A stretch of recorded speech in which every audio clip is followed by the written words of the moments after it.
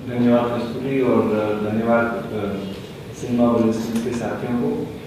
एक तो हमारा ये असूल है कि हमें जब भी किसी सब्जेक्ट के बारे में बोलने को कहा जाता है तो उसके 100% किसी दूसरे डायरेक्शन में जाना समझते हैं कि बहुत ज़रूरी है, तो वो असूल के हम पाबंद हैं। मैं दो तीन छोटी छोटी बातें कहना चाहता हूँ। एक तो मैं हाल ही में त्रिशूल से आया हूँ, जहाँ पे एक जिस साल में सिनेमा रेजिडेंस गोरखपुर में शुरू हुआ 2004 में, तो उसी साल त्रिशूल में दिव्योर फेस्टिवल चालू हुआ, उसका भी ये 9th एडिशन था।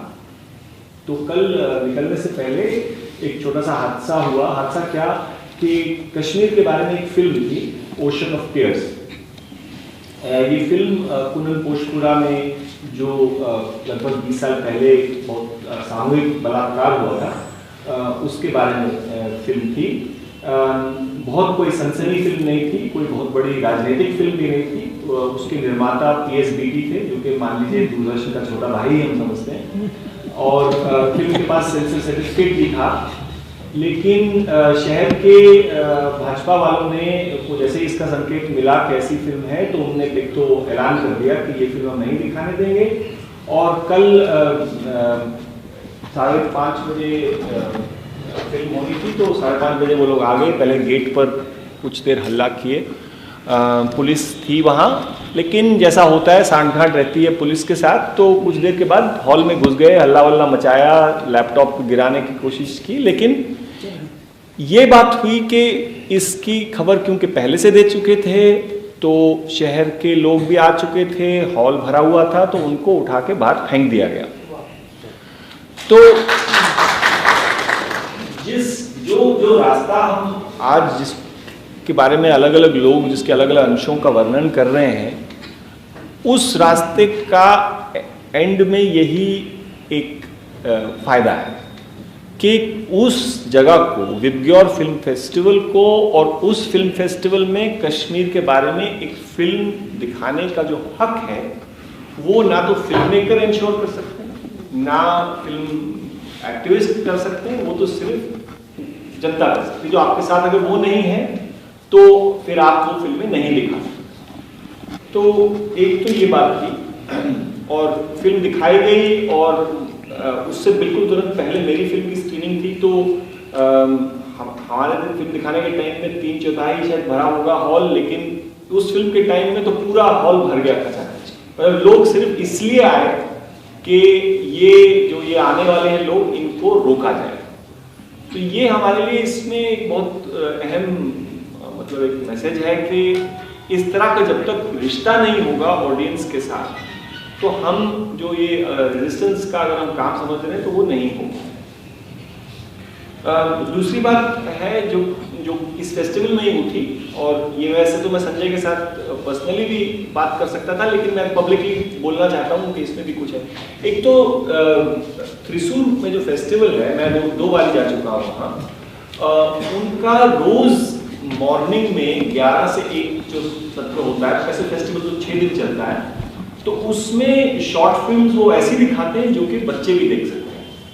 और उनका आसपास के कई स्कूलों के साथ एक अच्छा रिश्ता बना हुआ है कि रोज एक बिल्कुल डिसिप्लिन्ड कतार में 150 बच्चे, लड़कियां आते हैं, और फिल्म की ब्रेक के बीच में 150-200 बच्चे अंदर बैठ जाते हैं, 1 घंटा बैठते हैं, और 1 घंटे के बाद उठ के निकल जाते हैं।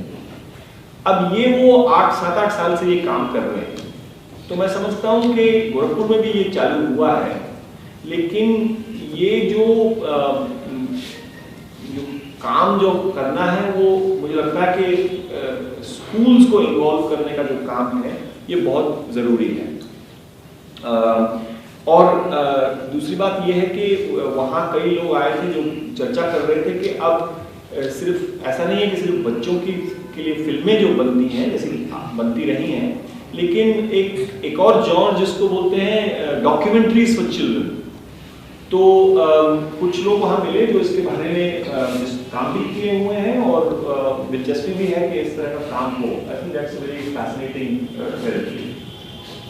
तीसरी बात ये कि इस फिल्म के में जो वो हर साल रेट्रोस्पेक्टिव करते हैं, किसी एक फिल्म मेकर को बुला के उनकी 3-4 फिल्में दिखाते हैं। तो इत्तेफाक से इस साल उनके रेट्रोस्पेक्टिव जो थे 2 फिल्मकार के थे। एक तो है मार्क आकबर, वो कैनेडियन फिल्म मेकर हैं, और मैं समझता हूँ कि पिछले 10, 12, 15 सालों में जो 2 सबसे सक्सेसफुल ग्लोबली डॉक्यूमेंट्रीज बनी हैं वो दोनों मार्क आकबर की बनी हुई हैं। एक तो मैन्युफैक्चरिंग कंसेंट, जो आप लोगों में से कईयों ने देखी होगी, और दूसरी द कॉर्पोरेशन। दोनों बहुत ही सुपर सक्सेसफुल फिल्में हैं, और मैं समझता हूँ पॉलिटिकल सिनेमा में उनका एक अच्छा पोजीशन है। तो मार्क आकबर से बात हो रही थी और मैं सिनेमा और रेजिस्टेंस की बात करने लगा, और फिर भाषा के बारे में बात हुई। तो खुद ही उन्होंने मुझे कहा कि क्या इसका कोई हिंदी ट्रांसलेशन करना चाहेगा, क्योंकि मैं I will give the full list and you know with the dialogue and so Deepa Dhanraj से बात हुई। उनने फिल्म बनाई है, उनकी लास्ट फिल्म जो है इन्वोकिंग जस्टिस, जो तमिलनाडु में जो मुस्लिम औरतों का जो शरिया का जो इंटरप्रिटेशन है उसके बारे में फिल्म है। बहुत पावरफुल और सक्सेसफुल फिल्म रही है। तो उनने भी ये बात छेड़ी कि मैं फिल्म तो हमारी तमिल में है और इंग्लिश में तो सबटाइटल है ही, लेकिन अगर इसका हिंदी में होता तो हिंदी बेल्ट में जो especially those who are interested in issues to do with Islam and religion and the role of women, तो मैं ये दोनों के बारे में ये कहना चाहता हूँ कि दोनों ने ये तो नहीं पूछा कि कुछ खर्चा मिलेगा या कोई हमको कोई रेवेन्यू मिलेगा। People are willing to give their stuff। तो क्या हम ये तो प्रॉब्लम रहती है सिनेमा रेजिस्टेंस के साथ कि फिल्म ऐसी हो जो कि या तो उसमें डायलॉग कम हो या अंग्रेजी पढ़ने में कम हो या हिंदी में हो, तो ये प्रॉब्लम को एड्रेस करना फिल्में बनाना और बाकी सबके साथ ये है कि how do we translate films, because जब तक ये ट्रांसलेशन का कुछ आसान, और अब डिजिटल टेक्नोलॉजी के थ्रू ये हो भी सकता है। पहले तो बहुत डिफिकल्ट था एक लैंग्वेज से दूसरे लैंग्वेज में ट्रांसलेट करना। इसमें एक ये भी ज़रूरी है कि जब आप सिर्फ सबटाइटल बदलते हैं तो that is not an expensive thing, लेकिन जैसा पहले डबिंग वगैरह करते थे वो तो महंगी चीज़ है। तो हमारे को अपने ऑडियंसेस को भी तैयार करना है कि वो पढ़ने को तैयार है। देखिए जो फिल्म देखना और सबटाइटल पढ़ने का भी एक कल्चर है। तो शुरू में लोग थोड़े रेजिस्टेंट होते हैं, रेजिस्टेंस तो दूसरी बात है, लेकिन उस रेजिस्टेंस को भी हमको ओवरकम करना है कि लोग, क्योंकि जब तक वो नहीं हो पाएगा तो circulation of film will not be possible. तो ये जो आपस में जो लैंग्वेज के बैरियर्स हैं इनको कैसे हम ओवरकम करें। लास्टली और ये सबसे ज़रूरी बात है कि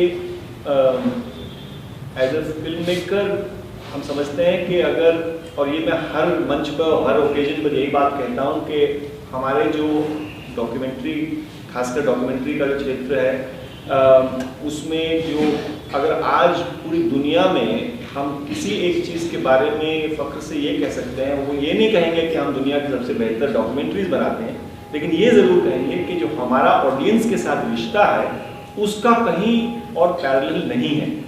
ये सच बात है कि केरला में कुछ साथियों से बात कर रहा था, और वो आज की बात नहीं है, पिछले 20 सालों से जिस तरीके के लोगों ने काम किए हैं, मैं तो समझता हूँ पहले तो ये सब डॉक्यूमेंट भी होना चाहिए कि किस तरह लोगों ने फिल्में कहाँ इस्तेमाल की हैं फिल्म का। और केरला में जो बहुत अच्छे इंपॉर्टेंट इश्यूज रहे हैं, चाहे वो साइलेंट वैली मूवमेंट थी या प्लाचीमाडा में एंटी कोक के खिलाफ जो मूवमेंट था, या एंडोसल्फान के खिलाफ जो था, या अभी भी जो चल रहे हैं कई मूवमेंट, उसमें फिल्म दिखाना और फिल्म का जो रोल है उसका कितना बड़ा एक रोल रहा है। तो ये हम हिस्ट्री, एक तो हम हर हिस्ट्री में हमें लगता है कि हम बना रहे हैं हिस्ट्री, लेकिन ये हिस्ट्री ऑलरेडी हो भी चुकी है, उसको सिर्फ वी हैव टू स्ट्रेंथन।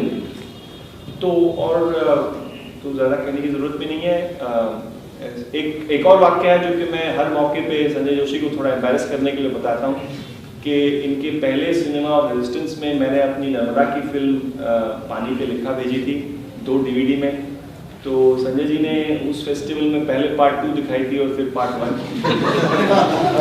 मुझे लगता है 9 साल के बाद ऐसा होने की कोई उम्मीद नहीं है, और लेकिन ये हमारी ड्यूटी है कि हम इनको याद दिलाएं कि यहीं से शुरुआत